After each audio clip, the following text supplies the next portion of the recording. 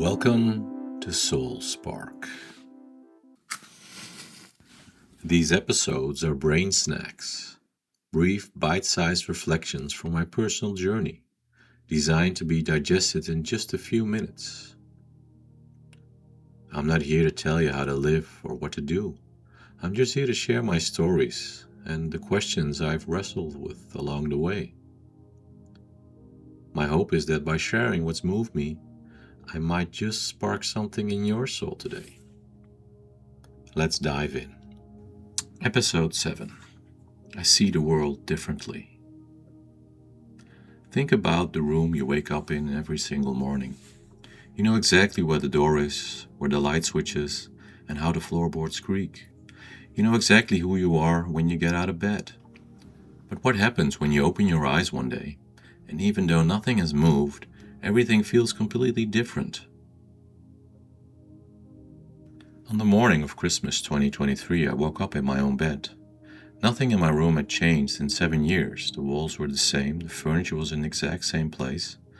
But as I looked around, it felt like I was in a completely different room. It felt like I was seeing it for the very first time. It wasn't just the room that felt different, it was me.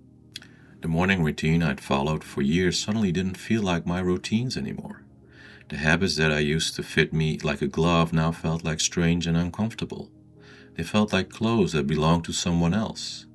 Someone I had known for a long time, but didn't really recognize anymore.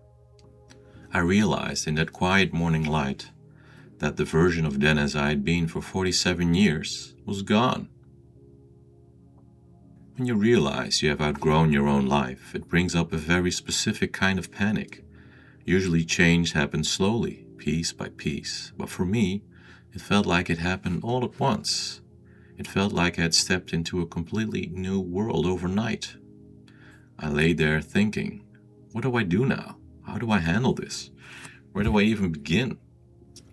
It's a terrifying feeling to realize you don't fully know yourself anymore.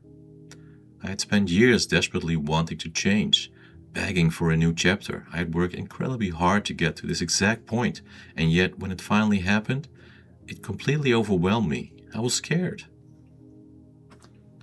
But as I sat there with fear, a deeper truth started to rise up. I told myself to just breathe, to stay calm, and let the feeling wash over me.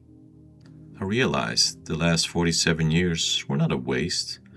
They were the training ground. This new, unknown space was exactly what I'd always wanted. This was the moment I had suffered for.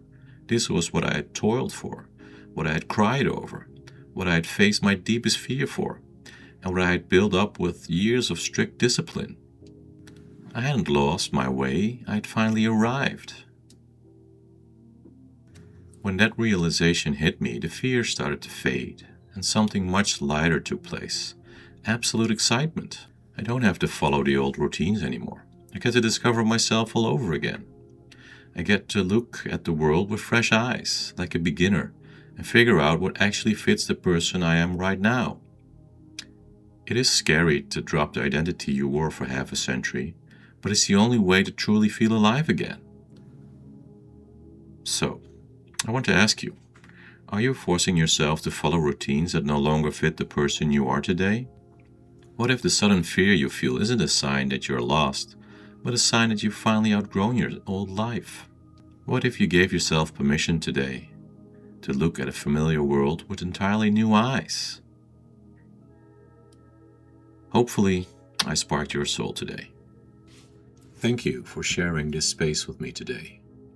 As you step back into your world, remember, you don't need to have all the answers right now. Sometimes just noticing the question is enough. May this brain snack offer a moment of stillness in the noise. And remember, embrace the spark.